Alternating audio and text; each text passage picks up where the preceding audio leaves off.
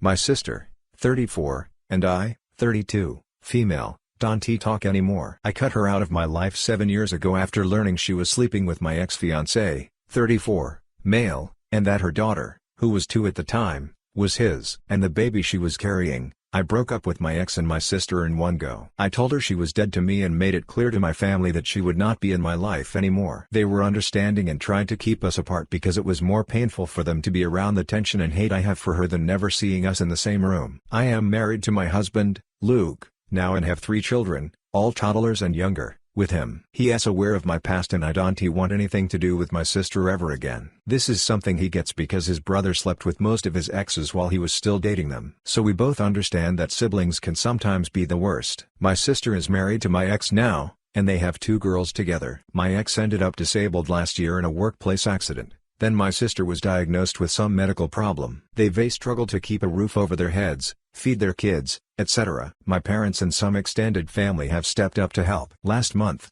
my sister's husband needed surgery, and the pressure has been worse on them. I've heard about all this through other people. I never reached out or offered any help. Her husband ended up back in the hospital a week ago, and my sister followed. Luke and I were asked if we'd take the kids. I said no. My sister found me via social media and told me she needed me now, that we were sisters above all else, and her family needed my help. I told her I was never going to help her or her family. She asked me how I could be so cold. So now is where my family feels I am wrong. They say my sister's kids are innocent and I should want them in my life, and that my sister is going through a nightmarish time right now, and I should put aside my hurt and anger and at least give her some help because we re-blood and we grew up together. I told them I could never, that even though I fully acknowledge her kids are innocent, they are her kids, and I don't have it in me to invite any kind of access with her via them. They all pretty mad at me and say I've taken this too far. Am I the idiot? Not the idiot. No, that is so cruel of your sister. If she wants to play the family card, she should have done it long ago and not slept with your boyfriend. Family don't do that.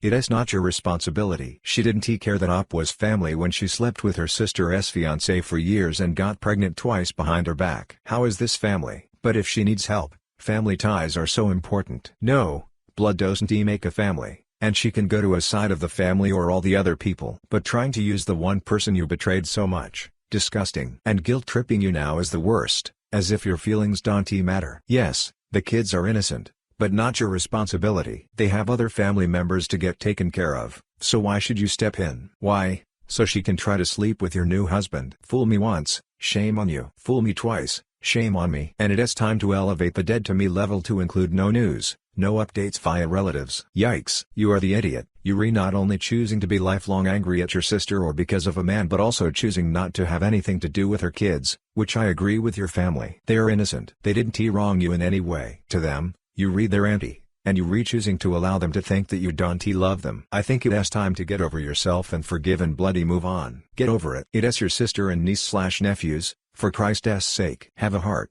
Seriously, in what universe is moving on equivalent to letting toxic, lying idiots back into your life? You can move on by not meeting with the toxic, lying idiots anymore. Problem solved. Also, the idiom blood is thicker than water comes from the battlefields. Originally saying, the blood that we shared in the battle is thicker than the water from the womb, meaning your chosen, unrelated family with which you've been through a nightmare sticking together has more value than some DNA you share with people. My wife Elle and I have been married for a year now. Back in the day, Elle worked as a sports model. Her job required her to meet a very rigid beauty standard and look a certain way. As a result, she was always on a strict diet and was severely underweight. Since then, she has gained a healthy amount of weight and muscle and is much happier. My brother Chris is wealthy, like excessively wealthy. He has done well for himself and seems happy about where he is. He just got out of a nasty divorce with his ex-wife and has asked to stay with me for a few weeks as he moves into his new place. Chris, to put it simply, has a type. He believes that every woman should subscribe to his type. Any woman who doesn't fit his preference is automatically ugly and unlovable. He wants all women to conform to his standards, no matter what. 2 days ago,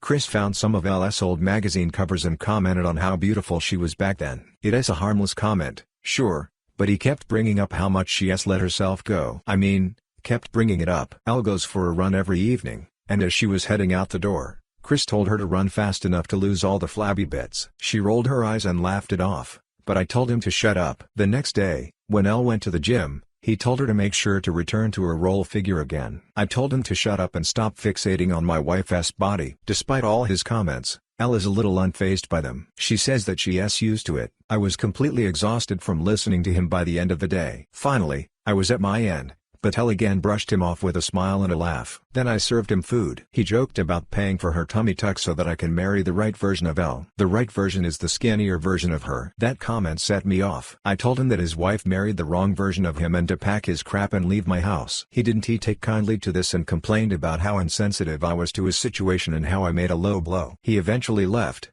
but Elle tells me I could have kicked him out without the comment. Am I the idiot? Not the idiot. Okay, it was a low blow about his divorce. But given the revolting nature of his comments and the fact that he explicitly insulted your wife while putting a roof over his head, it makes it understandable. You're only human. You're far more polite than I would have been. Not sure why you're in doubt on that point. Honestly, this situation has nothing to do with your wife. There's no reason for him to pick on her or comment on her body. Sure, you didn't need to explain yourself when telling him to leave, but if he can take unsolicited criticism, he shouldn't be engaging in it himself. Does anyone else get the vibe that he might have been trying to nag Up's wife to get her to be more open if he hits on her? I am seriously side-eyeing his comment about marrying the right version. I.e., once she loses weight. Your brother is proof that money doesn't buy class, and if this is how he treats women, I suspect this will be one of many divorces in his future. My female, 29, fiancé, male, 33, has a best friend Jason who is the brutally honest type and the type that tells it how it is. He admitted that he isn't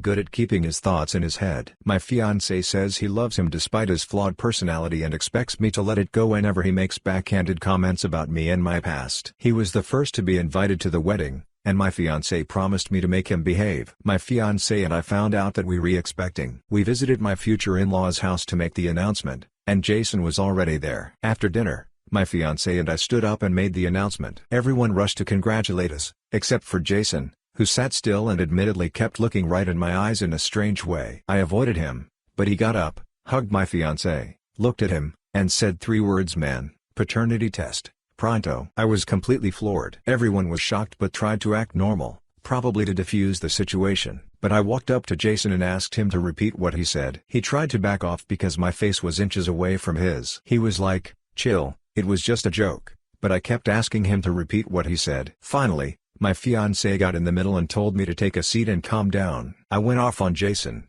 called him an insensitive idiot, and said he was officially uninvited from the wedding after he accused me of being unfaithful. Jason shouted some stuff about how I was a drama llama and that he meant no harm, then left in a hurry. My fiancé and his mom agreed with me being upset but said that uninviting him from the wedding was me going too far. My fiancé said that Jason was just joking and I blew up over nothing. We went home, and I kind of broke down in the bathroom without letting my fiancé see it because he still thought I was overreacting. After I told him how I felt about his friend ruining my joy and humiliating me in front of my in-laws, am I overreacting and being too emotional here? Not the idiot. A couple of things first. Jason wasn't telling it like it is. He was being freaking insulting. You absolutely were within your rights to confront him and confront him hard. Accusing you of cheating? No, not acceptable. On top of that, if Jason truly had reason to believe you were unfaithful, the place for him to bring it up is in private, in a conversation with your fiancé, not in front of the extended family. That is no friend. He likes the drama he stirs up and is insinuating you cheated. At this point,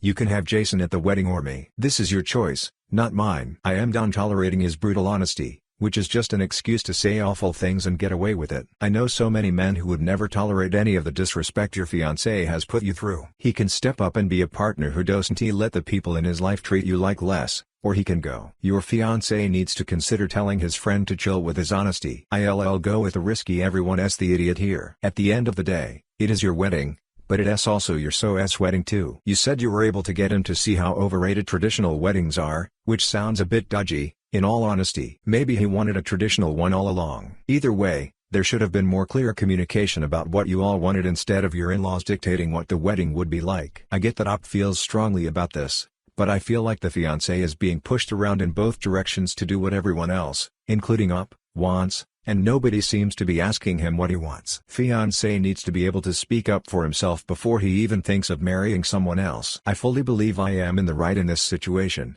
but my family keeps saying I am the idiot, and I want an outside opinion. For context, my dad has supported me unconditionally and has repeatedly told my mother to knock it off, and he was just as devastated when I couldn't go. A couple of years ago, I got into a fancy advanced online program for school because I was leaps and bounds ahead of all my classmates, and part of my acceptance was a difficult test. If you score high enough, you get into the online program. Score even higher and get into advanced boarding schools. When I took the test the first time, I didn't score high enough to go to the boarding schools, and it was fine. I didn't care. I found, though, that I struggle and fail because of the online nature of the program I am in, and it's affecting my future opportunities. Because of this, I took the test again to get into the boarding school. This time, I scored high enough to go, and I was ecstatic. I spent over a year putting in the effort and the work to get in, and I was offered a spot. This all came to naught, though, when my mother decided to refuse my spot, and since I was a kid, she had the right to deny it for me. She was raised a Catholic and is severely emotionally and verbally abusive. Going to boarding school was my way out and a way to get out from under her thumb,